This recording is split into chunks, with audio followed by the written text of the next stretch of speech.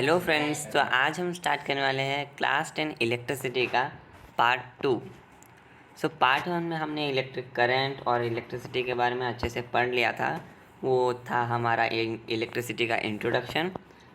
आज का लेक्चर है पार्ट 2, जिसमें हम वोल्टेजेस के बारे में बात करेंगे और रेजिस्टेंस के बारे में बात करने वाले हैं। सबसे पहले मैं चाहूँगा कि आप वीडियो को लाइक कीजिए और ज़्यादा से ज़्यादा लोगों के साथ इसे शेयर कीजिए और मेरे चैनल को सब्सक्राइब करना बिल्कुल भी मत भूलिए। तो चलिए आज का वीडियो स्टार्ट करते हैं। आज हम देखने वाले हैं electric potential and potential difference के बारे में। Electric potential, the amount of electric potential energy at A point is called electric potential. यानी कि एक पॉइंट पर कितनी पोटेंशियल एनर्जी होती है उस चार्ज की, वही कहलाता है इलेक्ट्रिक पोटेंशियल। और इलेक्ट्रिक पोटेंशियल डिफरेंस यानी कोई भी दो पॉइंट सर्किट में उनके बीच में का पोटेंशियल एनर्जी का डिफरेंस, यही होता है इलेक्ट्रिक पोटेंशियल डिफरेंस। इन दोनों टर्म्स को हम अगले स्लाइड में कुछ अच्छे तरह से समझने वाले हैं। चलिए नेक्स्ट देखते हैं। तो पोटेंशियल डिफरेंस, ओके, देखिए यहाँ पर एक टैंक ए है और टैंक बी है। जब पानी का लेवल दोनों ही टैंक में बराबर है तब वाटर फ्लो नहीं कर रहा है। ओके, यानी कि जब इसका पोटेंशियल और इसका पोटेंशियल दोनों सेम हो तो कोई भी फ्लो नहीं होता है। सिमिलरली चार्जेस में अगर दोनों ही साइड इक्वल चार्जेस है तो फ्लो नहीं होगा चार्जेस, यानी करंट जनरेट नहीं होगा, क्योंकि करंट तो फ्लो ऑफ चार्जेस ही है ना।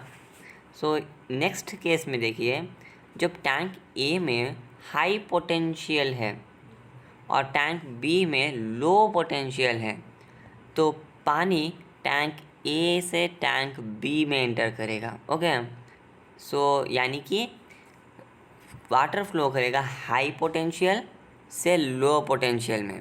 सिमिलरली चार्जेस भी फ्लो करते हैं हाई पोटेंशियल से लो पोटेंशियल की तरफ। और सर्किट के केस में हमें ये डिफरेंस, जो पोटेंशियल डिफरेंस है, वो प्रोवाइड हमें बैटरी करता है। ओके, बैटरी जो कुछ सिलेंड्रिकल शेप बहुत तरीके के होते हैं, ये बैटरी जेनरेट करता है पोटेंशियल डिफरेंस, जिसमें एक पार्ट पॉजिटिवली चार्ज, दूसरा नेगेटिवली चार्ज होता है। नेगेटिव चार्ज के पास लेस चार्जेस होते हैं और पॉजिटिव पार्ट के पास ज़्यादा।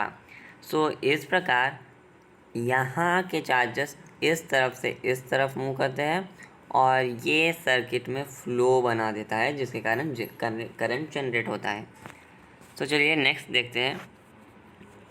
देखिए इलेक्ट्रिक पोटेंशियल डिफरेंस, यानी कि यहाँ पर देखिए आप, ये है टैंक ए का पोटेंशियल, यानी कि ये है इसका वाटर पोटेंशियल। अगर यहीं पर चार्जेस होते तो ये कहलाता electric potential of tank A और ये कहलाता electric potential of tank B.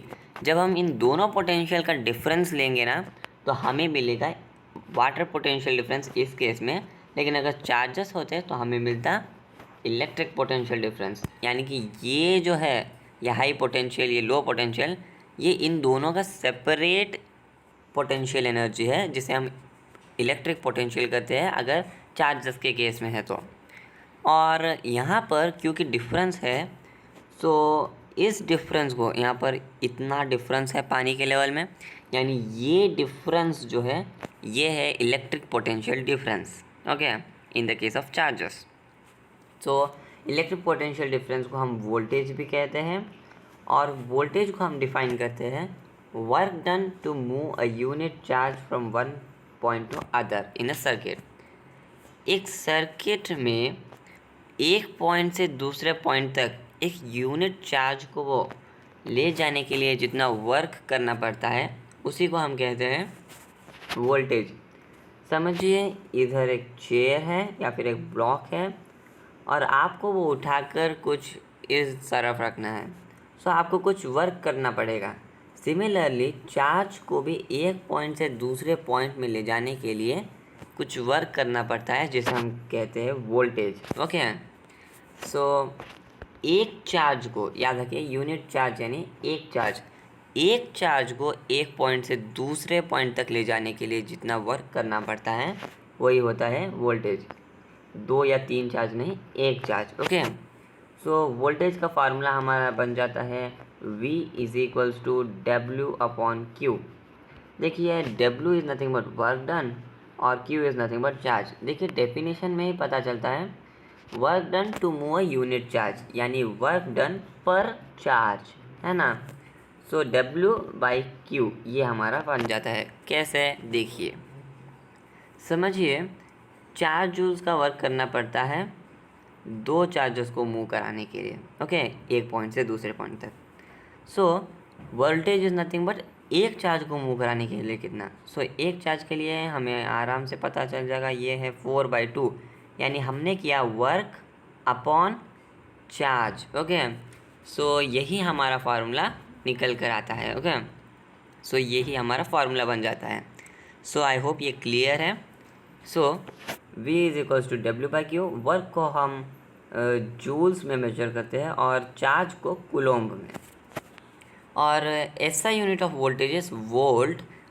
ये वोल्ट सर एलेजांड्रो वोल्टा के नाम पर दिया गया है, जिन्होंने वोल्टेज के बारे में बहुत सारे रिसर्चेस और स्टडी किया है और V is equals to J/C, यानी कि वोल्ट इसे हम जूल्स पर कूलम भी कह सकते हैं। ओके, सो नेक्स्ट देखिए, वोल्ट मीटर एक ऐसा डिवाइस है जो किसी भी 2 पॉइंट्स के बीच में का पोटेंशियल डिफरेंस बताता है।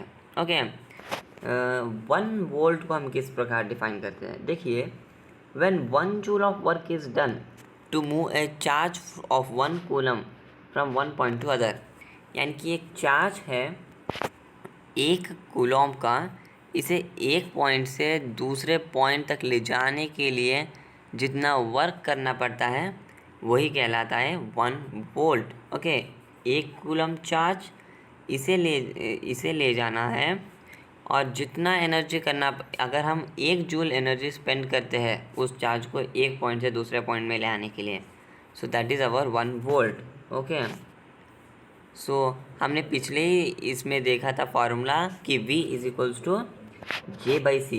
सो 1 लगा दीजिए, वही हमारा डेफिनेशन बन जाएगा। देखिए, when 1 joule of work is done to move a charge of 1 coulomb from one point to other, it is known as 1 volt. Okay, galvanometer ये एक ऐसा डिवाइस है जो करंट का प्रेजेंस बताता है। देखिए, हमने पिछले वीडियो में बात किया था अम्मीटर के बारे में। सो अम्मीटर भी करंट को ही मेजर करता था। सो इन दोनों में डिफरेंस क्या हुआ, दो डिवाइस क्यों, है ना। देखिए, गैल्वेनोमीटर जो है वो हमें करंट का डायरेक्शन भी बताता है, लेकिन अम्मीटर हमें सिर्फ करंट का मैग्नीट्यूड बताता है और डायरेक्शन नहीं बताता है। ओके, सो ये था उनके बीच में का बेसिक डिफरेंस। और मैंने यहाँ पर आपको इमेजेस प्रोवाइड किए हैं गैल्वेनोमीटर के, अम्मीटर के और वोल्ट मीटर के। ओके, सो ये है हमारा अम्मीटर जो सिर्फ रीडिंग बताता है कितना करंट है, और ये है हमारा गैल्वेनोमीटर जो डायरेक्शन भी बताता है और मैग्नीट्यूड भी बताता है। Okay, next circuit diagram symbols. देखिए, हम हर बार सर्किट में वायर्स को रियल जैसे है वैसे ही ड्रॉ नहीं करते हैं, बल्कि हम बैटरी को भी वैसे ही ड्रॉ नहीं करते हैं। हम सभी के लिए एक सिंबल्स इस्तेमाल करते हैं जिसे हम कहते हैं सर्किट डायग्राम सिंबल्स। ओके, सो यहाँ पर देखिए, इलेक्ट्रिक सेल यानी कि बैटरी को हम डिनोट करते हैं इस सिंबल से, और अगर कॉम्बिनेशन में है बैटरी तो हम इस सिंबल का इस्तेमाल करते हैं। ओके, सो यहाँ पर प्लस माइनस इसीलिए है क्योंकि पॉजिटिव ये बैटरी का पॉजिटिव टर्मिनल है और नेगेटिव ये बैटरी का नेगेटिव टर्मिनल है। नेक्स्ट, प्लग किया स्विच। देखिए, ये ओपन है यानी कि इसमें करंट फ्लो नहीं करेगा। ओके, ये प्लग की जो क्लोज्ड है यानी कि बीच में डॉट होगा, यानी कि सर्किट में करंट फ्लो करेगा। ओके, और वायर जॉइंट, जब दो वायर्स जॉइंट होती है तो हम उसे इस प्रकार से डिनोट करते हैं। और जब दो वायर्स एक दूसरे को बिना जॉइंट हुए निकल जाती है सो हम उसे इस तरह डिनोट करते हैं, यानी wires crossing without joining. Okay, so next electric bulb देखिए, इसके लिए हम ये सिंबल या फिर इसका भी इस्तेमाल करते हैं, मोस्टली तो इसी का इस्तेमाल किया जाता है। ओके, सो रेजिस्टर, ओके, ये रेजिस्टर रेजिस्टेंस इसके बारे में हम आगे बात करने ही वाले हैं। सो अभी के लिए ये देख लिए कि इसका सिंबल इस तरह जिगजैग होता है और ये है हमारा रियोस्टैट यानी वेरिएबल रेजिस्टेंस। ये एक सर्किट में करंट को चेंज कर देता है without changing the voltage. Okay, so इसको इस तरह या फिर इस तरह दोनों से भी डिनोट किया जा सकता है। ओके, नेक्स्ट अमीटर, अमीटर को हम इस तरह, वोल्ट मीटर को इस तरह जिसमें V लिखा हुआ है, और गैल्वेनोमीटर में G लिखा हुआ होता है। ओके, सभी में चार्जेस डिनोट किया गया है प्लस और माइनस, यानी कि ये प्लस वाला साइड वाला वायर ये जॉइंट होगा बैटरी के पॉजिटिव टर्मिनल से और ये नेगेटिव वाला जॉइंट होगा बैटरी के नेगेटिव टर्मिनल से। सिमिलरली इन तीनों भी केसेस में सेम होगा। ओके, सो अब बात करते हैं ओम्स लॉ के बारे में। सो ओम्स लॉ ये हमें फिजिसिस्ट जॉर्ज साइमन ओम ने दिया था, जो हमें इलेक्ट्रिक करंट और पोटेंशियल डिफरेंस के बीच में रिलेशन देता है। ओके, सो ओम्स लॉ ये कहता है कि voltage across a conductor is directly proportional to current flowing through it provided all physical conditions and temperature remain constant. यानी ओम्स लॉ ये कहता है कि वोल्टेज डायरेक्टली प्रोपोर्शनल होता है करंट को अगर टेम्परेचर और फिजिकल कंडीशंस कांस्टेंट है तो। ओके, सो देखिए मैथमेटिकल रिप्रेजेंटेशन से हम ओम्स लॉ को समझेंगे। So V is directly proportional to I, इसका मतलब ये है कि अगर V बढ़ेगा सो करंट भी बढ़ेगा। ओके, अगर V कम होगा तो I भी कम होगा। ओके, समझिए वोल्टेज इनिशियली कुछ 4 था और करंट था 2 एम्पियर्स, मैंने डबल कर दिया वोल्टेज को, यानी अब मैंने 8 वोल्ट का बैटरी लगाया, सो करंट होगा 4। यानी आप देख सकते हैं ये प्रोपोर्शनल तो है लेकिन इक्वल नहीं है। So proportional does not mean that it is equal. लेकिन जब हम किसी कांस्टेंट से इसको मल्टीप्लाई कर देंगे, इस केस में 2, तो यहाँ पर अब वो इक्वल बन जाएंगे। सो प्रोपोर्शनल यानी एक चीज़ जितनी मात्रा से बढ़ेगी दूसरी भी उतनी ही मात्रा से बढ़ेगी, लेकिन इसका मतलब ये नहीं है कि दोनों भी इक्वल है। इक्वल लगाने के लिए हमें कांस्टेंट को इंट्रोड्यूस करना पड़ेगा और इस केस में कांस्टेंट है रेजिस्टेंस। ओके, सो इसे प्रोपोर्शनैलिटी कांस्टेंट कहते हैं। सो अगर वोल्टेज इंक्रीज़ करेगा तो करंट भी इंक्रीज़ करेगा और वोल्टेज डिक्रीज़ होगा तो करंट भी डिक्रीज़ होगा। और ये याद रखना इम्पॉर्टेंट है कि प्रोपोर्शनल का मीनिंग इक्वल टू नहीं होता है, बल्कि जितनी मात्रा से एक बढ़ेगा उतनी ही मात्रा से दूसरा भी बढ़ेगा। ओके, आई होप ये क्लियर है। तो अब हम रेजिस्टेंस के बारे में बात करते हैं कि ये होता क्या है। सो रेजिस्टेंस वो प्रॉपर्टी है कंडक्टर की जिसमें फ्लो ऑफ करंट को अपोज करता है, यानी रेजिस्ट करता है। Okay, which resist the flow of current. Okay, समझिए कि कुछ चार्जेस है जो मूव कर रहे हैं इस डायरेक्शन में, लेकिन मैंने कुछ ऐसे चीज़ को इंट्रोड्यूस किया जो इसे अपोज कर रहा है, यानी कंप्लीटली तो रोक नहीं रहा है पर अपोज कर रहा है। Okay, so this is called as resistance charges के केस में। ओके, समझिए कुछ 5 चार्जेस आ रहे हैं और मैंने एक ऐसी चीज़ को इंट्रोड्यूस किया जिसने सिर्फ एक 2 रेस को ही दो चार्जेस को ये पास किया, यानी कि वो बन जाता है हमारा रेजिस्टर, जो शायद कंप्लीटली नहीं लेकिन एटलीस्ट ट्राई करे उसे रोकने की।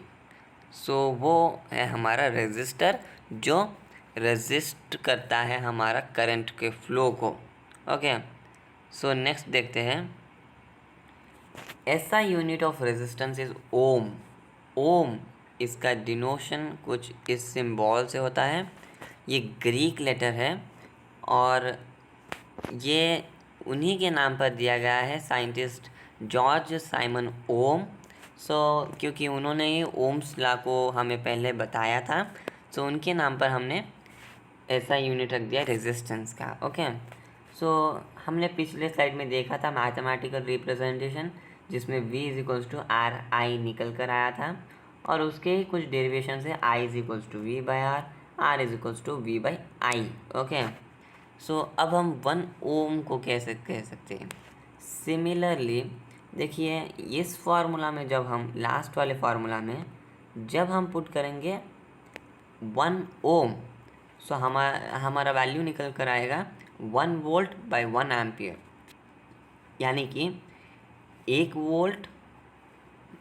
वोल्टेज पोटेंशियल डिफरेंस से अगर 1 एम्पियर करंट प्रोड्यूस हो तब रेजिस्टेंस होता है 1 ohms. Okay, so this is the definition of 1 Om.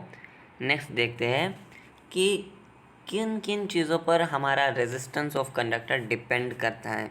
Okay, पहली चीज़ तो ये कि कंडक्टर में आखिर रेजिस्टेंस होता ही क्यों है ना।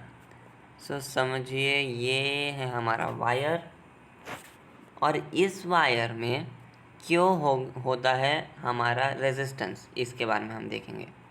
देखिए, सिलेंड्रिकल शेप में मैंने वायर लिया है, यूजुअली वो तो सिलेंड्रिकल ही होता है। देखिए, यहाँ पर एक पॉजिटिव न्यूक्लियस होगा।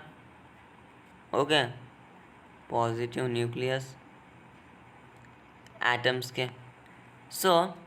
इसके अराउंड कुछ इलेक्ट्रॉन्स घूम रहे होंगे, इसके भी, इसके भी, इसके भी।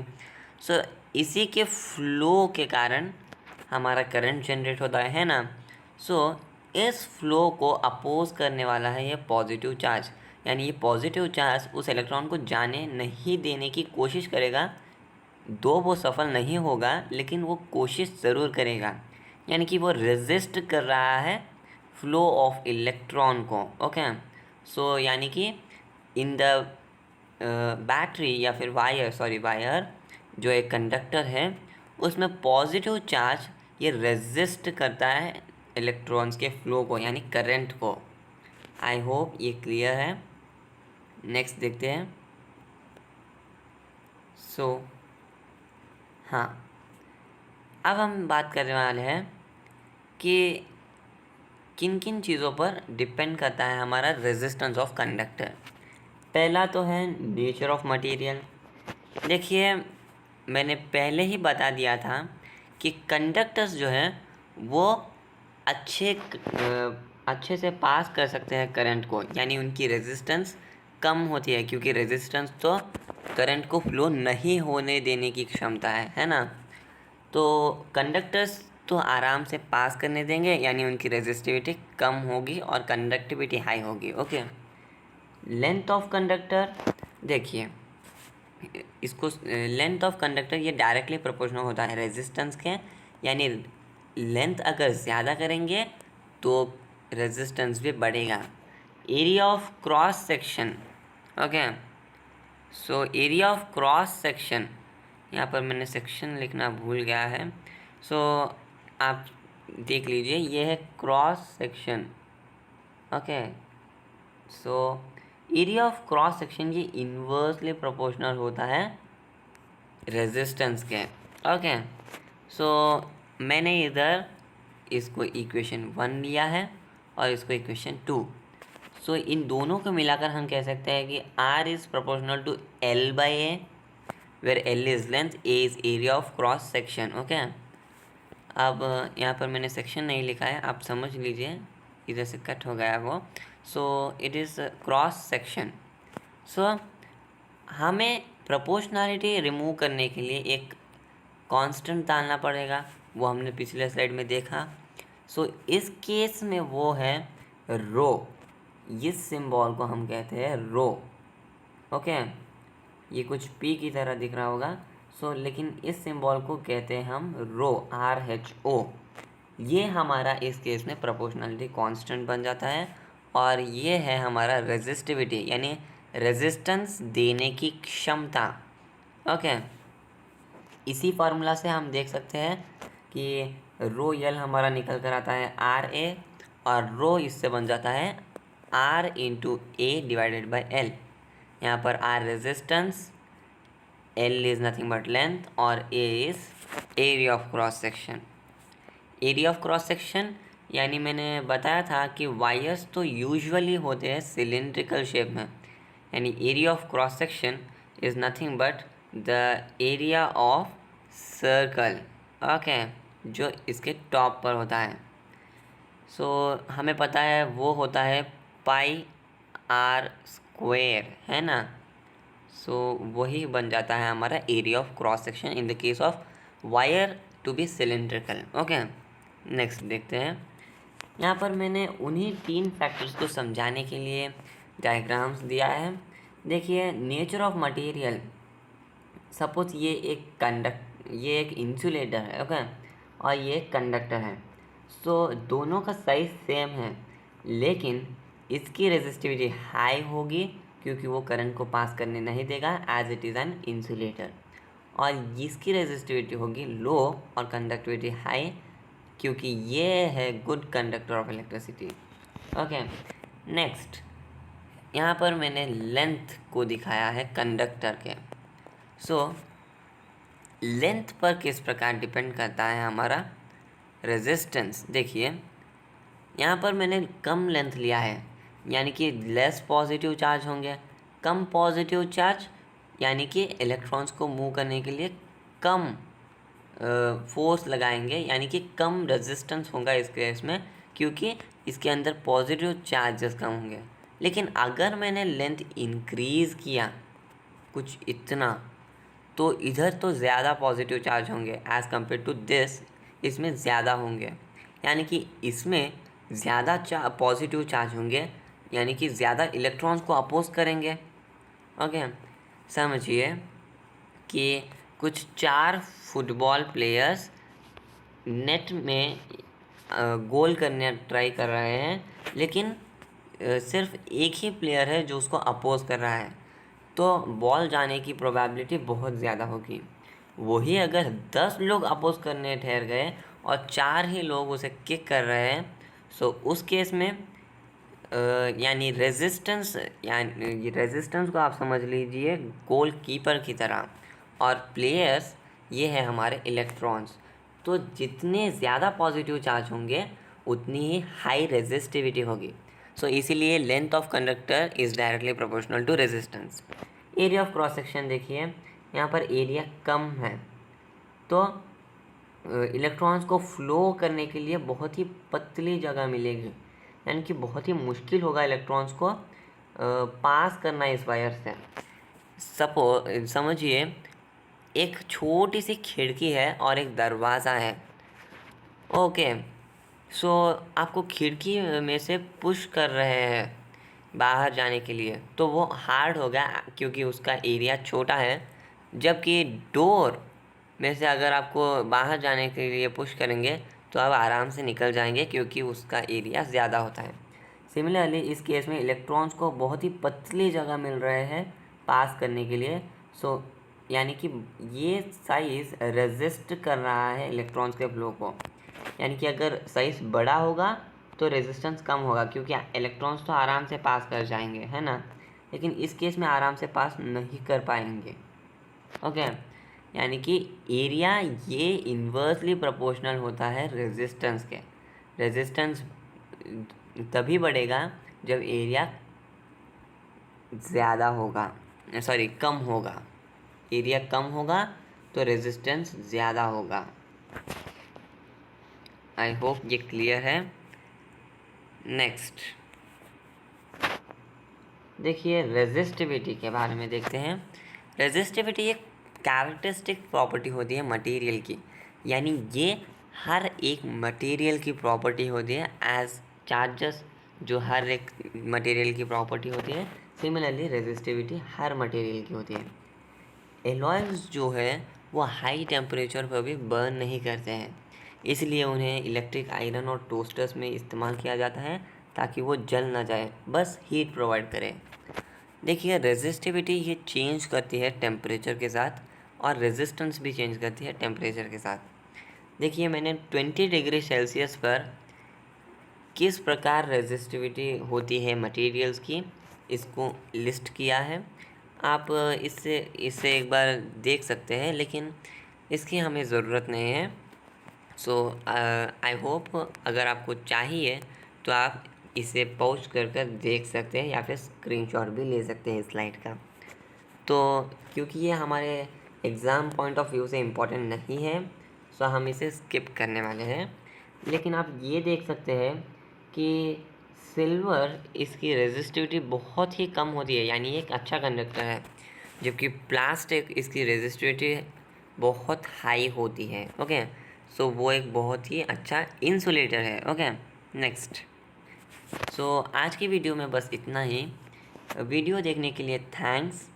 लेकिन अगर अब तक आपने लाइक नहीं किया है तो प्लीज़ इस वीडियो को लाइक कीजिए, अपने फ्रेंड्स के साथ शेयर कीजिए, और चैनल को सब्सक्राइब करना तो बिल्कुल भी मत भूलिए। Thank you for watching.